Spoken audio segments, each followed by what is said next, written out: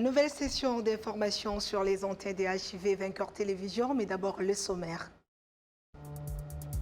Arrêté depuis octobre 2020, le Conseil des ministres a repris ce vendredi 30 avril à la Cité de l'Union africaine sous la présidence du chef de l'État Félix Antoine Tshisekedi. 3 points ont été inscrits à l'ordre du jour. À l'occasion de la Journée nationale de l'enseignement, la ministre de la Formation professionnelle métier, Antoinette Kipoulou, promet son appui aux membres de son secteur. Et puis, décédé au Maroc le 21 avril à l'âge de 75 ans, une messe d'action des grâces a été dite ce vendredi à Kinshasa en mémoire du feu Honoré Ngbanda, ancien ministre de la Défense sous Mobutu. Plusieurs personnalités politiques ont pris part à cette messe. Bonsoir et bienvenue à tous. Je l'ai annoncé au sommaire, la République démocratique du Congo a vécu son premier conseil des ministres sous l'ère Sama Lukonde, 72 heures après l'investiture de ce gouvernement à l'Assemblée nationale dirigée par le chef de l'État Félix Antoine Tshisekedi. Cette séance de travail de courte durée était axée sur la présentation des membres de cette équipe et les priorités de l'action gouvernementale fixée par le président de la République, Félix Antoine Tshisekedi. Suivez. Le gouvernement de l'Union sacrée du Premier ministre Sama Lukonde a tenu ce vendredi son premier conseil des ministres à la Cité de l'Union africaine sous la présidence du chef de l'État Félix Antoine Tshisekedi. Cette rencontre a été axée sur 3 points, à savoir la communication du président de la République Félix Antoine Tshisekedi, la présentation du membre du gouvernement au chef de l'État par le Premier ministre Sama Lukonde, l'examen et adoption d'un texte. Dans son mot de circonstance, le chef de l'État a surtout rappelé les défis auxquels les membres du gouvernement feront face, à savoir notamment la sécurité des personnes et leurs biens ainsi que le social. Il faudra noter que c'est depuis octobre 2020 que ce type de réunion n'était plus organisé en République démocratique du Congo à cause du conflit au sein de la coalition FCC-CACH. Prenons cette information en bref. Au cours d'une réunion tenue ce vendredi à l'Assemblée nationale, les députés nationaux dits révolutionnaires et membres de l'Union sacrée de la nation ont annoncé l'organisation d'une série d'actions politiques et parlementaires pour faire attendre leurs revendications. Un membre de ces groupes a affirmé que leur démarche, c'est pour maintenir la stabilité dans l'Union sacrée qui est leur maison. Direction la primature où le chef du gouvernement Sama Lukonde a reçu tour à tour dans son cabinet de travail les caucus des élus du Nord et Sud Kivu avec comme toile de fond la situation sécuritaire dans cette partie de la République. Suivez. La situation sécuritaire dans le Nord Kivu a été au centre des échanges entre le Premier ministre Jean-Michel Sama Lukonde et les caucus des députés nationaux originaires du Nord Kivu sous la conduite de l'honorable Singoma Mwanza. La délégation des élus du Nord Kivu félicite le chef du gouvernement Jean-Michel Sama Lukonde pour avoir inséré dans son programme d'action le rétablissement de la paix et la sécurité dans l'est de la RDC, a déclaré l'honorable Singoma, chef de la délégation. Ce que j'aimerais dire d'abord, c'est que les élus du Nord Kivu que nous sommes, félicitons son Excellence le Premier ministre pour avoir, en tout cas dès que le gouvernement a été investi à l'Assemblée nationale, comme vous le savez, en début de semaine, il a souhaité recevoir les élus du Nord Kivu parce que il a mis au cœur de l'action du gouvernement qu'il a l'honneur de diriger, en tout cas le rétablissement de la paix et la sécurité à l'Est. Alors nous pensons que ça déjà c'est un geste fort. En plus de cela, on a dans le cadre des échanges avec son Excellence, nous avons pu lui l'informer que nous avons 2 délégations de députés qui se sont rendus à Beni, Butembo et à Goma pour s'enquérir de la situation qui prévaut dans la partie nord du Nord Kivu. Après cette audience, le Premier ministre Sama Lukonde a également reçu le caucus des députés nationaux élus du Sud Kivu dans son bureau de la primature. Au menu de cet échange, la situation sécuritaire du Sud, où pendant plus de 25 ans, la population vit une situation instable pour cause des guerres à répétition. Les causes de cette guerre ont été évoquées et quelques pistes de solutions ont été proposées pour éradiquer cette guerre qui sévit dans cette partie du territoire national. Nous avons essentiellement épinglé les causes de cette guerre-là et qui sont les mandataires de cette guerre-là. Nous avons été très contents puisque avec les échanges qu'on a eu avec lui, nous avons trouvé quelques pistes. Comment il faudra les faire pour éradiquer cette guerre-là ou cette insécurité qui sévit dans notre territoire depuis tous ces temps-là. On prépare à cette séance de travail le vice-premier ministre, ministre de l'Intérieur, Sécurité, Affaires coutumières et décentralisation, Daniel Achelo, du ministre de la Défense nationale, Gilbert Kabanda, et du chef d'état-major général des FARDC, le général Célestin Mbala Moussessé. D'une audience à une autre, le Premier ministre Sama Lukonde a reçu le caucus des députés de l'Ituri conduit par l'honorable Adi Rodou Djari, occasion pour ce dernier de faire un plaidoyer contre l'insécurité qui sévit dans cette partie du pays. Au sortir de cette audience, Adirodou Djari a dressé l'économie de la séance de travail et a salué le fait que le Premier ministre ait inscrit dans ses priorités la situation sécuritaire de l'Est. Suivez. Vous l'avez dit, nous sommes les députés nationaux de la province de l'Ituri. L'objet de notre rencontre était principalement la situation sécuritaire en Ituri. Au début, nous l'avons remercié pour nous avoir présenté son programme de gouvernement, un programme pour lequel nous sommes revenus à l'hémicycle de l'Assemblée nationale pour l'adopter. Et nous l'avons adopté. Et après l'adoption, nous voilà aujourd'hui directement être le premier caucus à être reçu par le Premier ministre. Nous le remercions puisque dans son programme de gouvernement, il a fait la sécurité comme un secteur prioritaire. Et pour nous, dans toutes nos différentes recommandations ou demandes, soit auprès du président de la République, auprès des anciens premiers ministres, auprès des ministres de l'Intérieur ou auprès des ministres de la Défense nationale et anciens combattants, c'est-à-dire auprès de toutes les instances du pays. Notre priorité, c'est la paix et la sécurité en Ituri. Donc, nous avons essayé de faire un tableau de la situation sécuritaire en Ituri, en passant par le nombre de groupes armés locaux, le nombre de groupes armés étrangers qui se trouvent en Ituri. Donc, en bref, pour nous, les caucus, nous avons opté d'abord pour l'option militaire. Vous souvenez, le 21 avril, le caucus de l'Ituri a quitté l'hémicycle par solidarité et d'autres caucus ont adhéré dans cette vision de quitter aussi l'hémicycle. Et c'était pour quelle raison que la population était d'être massacrée.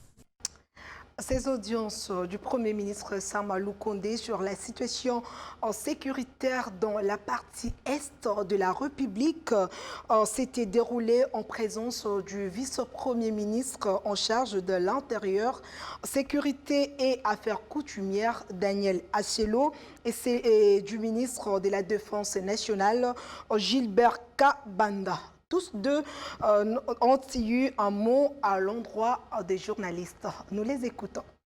Rien n'a été décidé, sinon que Son Excellence, Monsieur le Premier ministre, a bien voulu, comme il l'avait déjà annoncé d'ailleurs, rencontrer les caucus de l'Ituri et du Nord Kivu au jour d'aujourd'hui pour pouvoir les entendre leurs desiderata, parce qu'ils sont les élus du peuple. Il y en a qui y ont fait de missions à l'est du pays et le Premier ministre a bien voulu que nous puissions les entendre.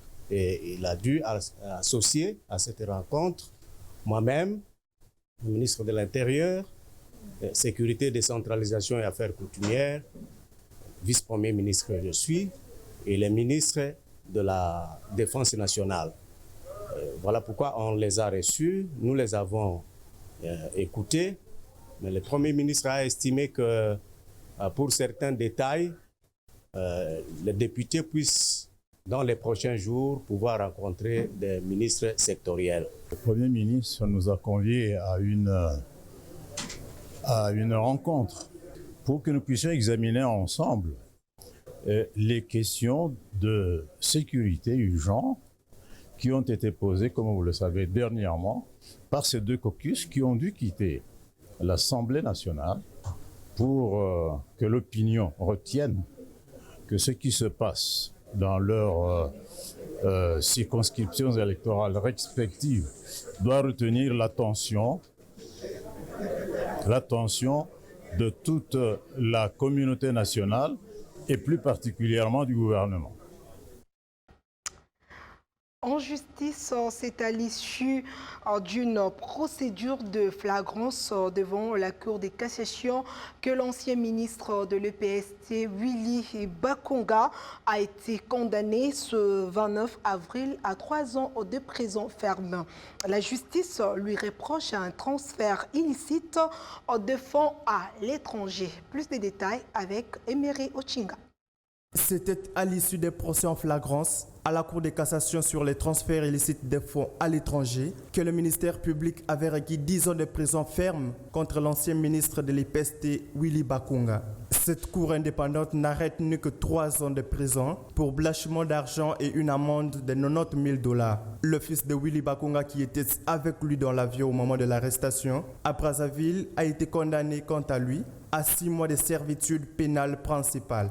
Recherché par la justice en République démocratique du Congo depuis le 16 avril dernier, Willy Bakonga était arrêté à Brazzaville avec une importante somme d'argent sur lui. C'était le 20 du même mois avant d'être extradé à Kinshasa.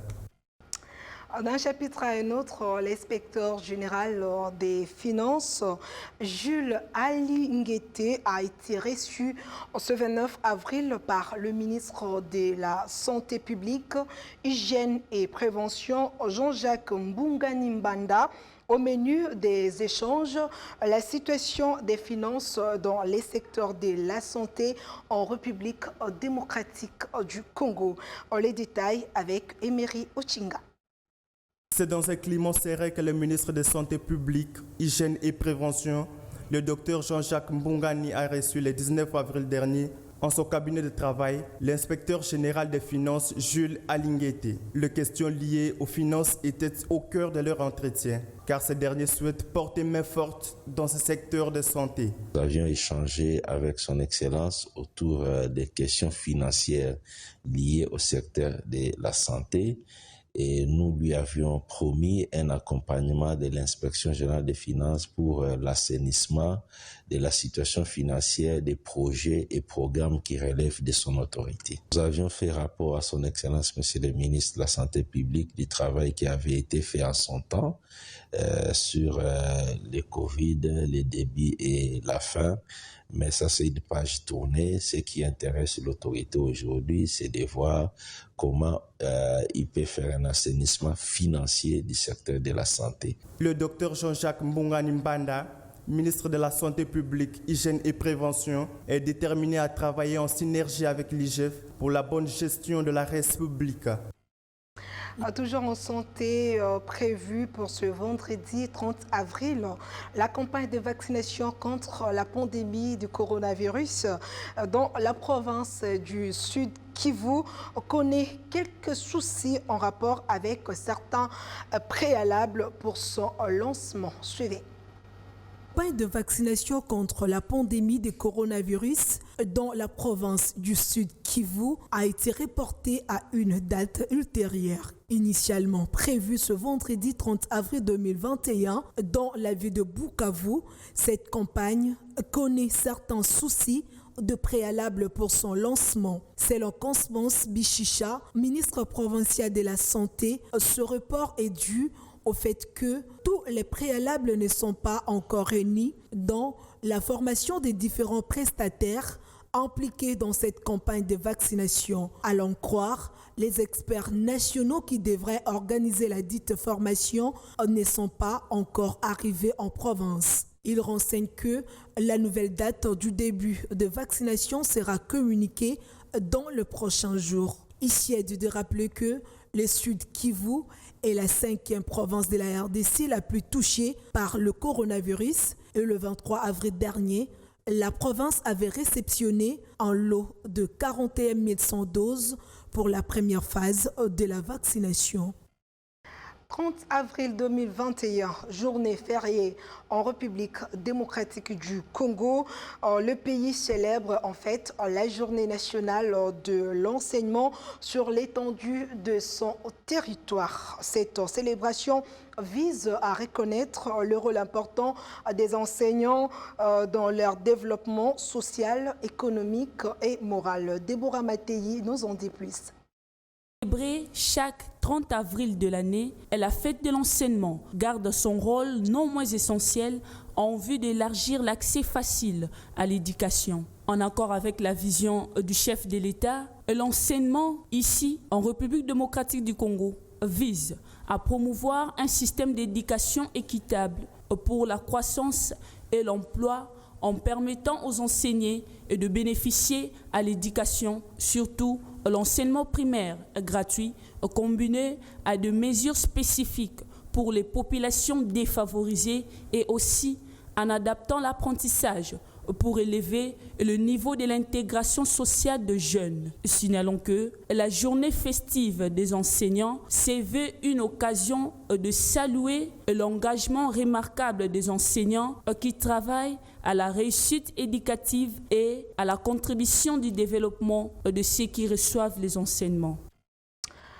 Toujours en marge de cette journée, la ministre de la formation professionnelle et métiers, Antoinette Kipoulou, a salué le président de la République, Félix-Antoine Tshisekedi, d'avoir créé ce ministère au sein du gouvernement Sama Lukonde. Elle a aussi promis son accompagnement aux membres de ce secteur. Suivez. Chers compatriotes, formateurs, parents d'élèves et apprenants des écoles professionnelles et centres de formation au métier. En ces jours où la nation congolaise célèbre la Journée nationale de l'enseignement, je tiens à remercier son Excellence, Monsieur le Président de la République démocratique du Congo, chef de l'État, Félix-Antoine Tshisekedi Tshilombo, pour avoir inscrit les ministères de la formation professionnelle et métiers dans le gouvernement de l'Union sacrée de la Nation, dirigé par son Excellence, Monsieur le Premier ministre Jean-Michel Sama Lukonde, chef du gouvernement. Durant ces dernières décennies, notre système éducatif n'a pas mis l'accent sur la formation professionnelle et métiers, ce qui n'a pas permis la création d'une classe moyenne levier du développement du pays. La création du ministère de la formation professionnelle et métiers est une opportunité qui vient renverser cette tendance. En effet, les apprenants qui accèdent à ces formations acquièrent des compétences requises leur permettant de devenir des techniciens hautement qualifiés et des créateurs d'emplois. C'est ici l'occasion d'inviter les parents à orienter leurs enfants dans le système d'apprentissage des métiers qui prône un avenir meilleur. C'est pour cette raison que je lance un appel aux partenaires techniques et financiers, bi- et multilatéraux, pour appuyer la création et le fonctionnement des centres et des écoles de formation professionnelle et métiers, ce qui va améliorer la qualité, l'équité, la rétention et l'accès à ces établissements. Je souhaite à tous les acteurs du système éducatif une bonne fête du 30 avril 2021 et le rassure de l'accompagnement de mon ministère. Que vive la République démocratique du Congo, que vive le ministère de la Formation professionnelle et métiers. Je vous remercie. Restons toujours dans ce secteur éducationnel. Les éléments de la police nationale et les FARDC ont dispersé ce vendredi 30 avril 2021 les élèves et écoliers qui passent la nuit depuis plus d'une semaine à la mairie de Béni au Nord Kivu en guise de protestations qui sévissent dans cette région. Les forces de sécurité, selon plusieurs témoignages, ont fait usage des gaz lacrymogènes pour disperser cette foule. Dans les secteurs des télécommunications, le RAM, entendez, le registre des appareils mobiles continue à susciter réactions et critiques dans les chefs des abonnés de nos sociétés des télécoms. Les utilisateurs contraints de payer 1,17 $ américains par session d'enregistrement au système RAM ne trouvent pas l'importance réelle de cette imposition ni les avantages leur attribués. Emery Ochinga a recueilli pour vous quelques réactions des abonnés. Suivez. C'est depuis la journée du 29 avril dernier que les utilisateurs des réseaux de communication en République démocratique du Congo se voient dans les possibilités d'acheter les forfaits ou les crédits par les services mobile money avant le paiement des frais RAM. Certains parlent de défaillance du gouvernement congolais dans sa communication pour alerter la population. La population n'est pas vraiment informée de ce qu'ils allaient faire. Or, avant de faire, il devrait d'abord informer la population. Oh ouais, vraiment, je suis victime. J'ai eu même à payer 1,17 $. Mais pour moi, je déplore vraiment ce genre de choses. Ce genre d'escroquerie. Moi, j'appelle ça escroquerie. Pourquoi? Parce que nous sommes dans un pays où la population souffre, surtout nous, les petits peuples. Ce que je peux dire et ce que je peux demander au gouvernement, de bien prévenir le peuple avant d'entreprendre quelconque démarche pour que nous soyons au courant de tout. C'est parce que le RAM qu'on vient de mettre en marche, les services ici de l'impôt, nous ne sommes pas au courant de ça. Nous ne sommes pas au courant de ça et que nous ne sommes pas informés. Donc je demande seulement aux autorités de bien vouloir mettre au courant le peuple avant d'agir. RAM, c'est le registre des appareils mobiles. Rappelons par ailleurs que selon l'autorité de régulation de la poste et des télécommunications, il s'agit du registre central des appareils mobiles établi en République démocratique du Congo et qui contient la base de données à tous les emails connectés au réseau congolais. L'actualité, c'est également une messe d'action des grâces qui a été dite ce vendredi 30 avril à Kinshasa en mémoire du feu Honoré Ngbanda, ancien ministre de la Défense sous l'ère Mobutu, décédé au Maroc le 21 avril 2021 à l'âge de 75 ans.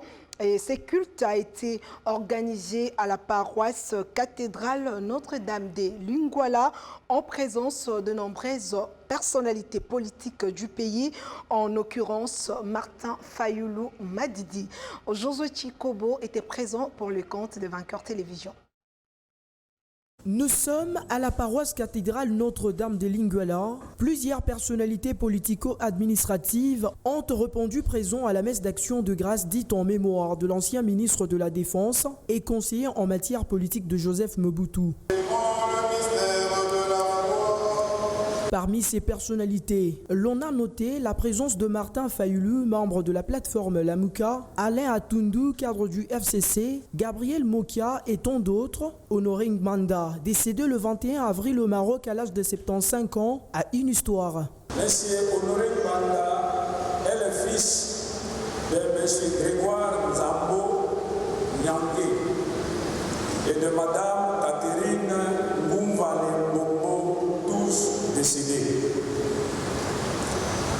Il est originaire du village Bondo, du groupement Boato, du secteur d'Aboumombazi, du territoire de Yakoma et de la province du Nord-Oman.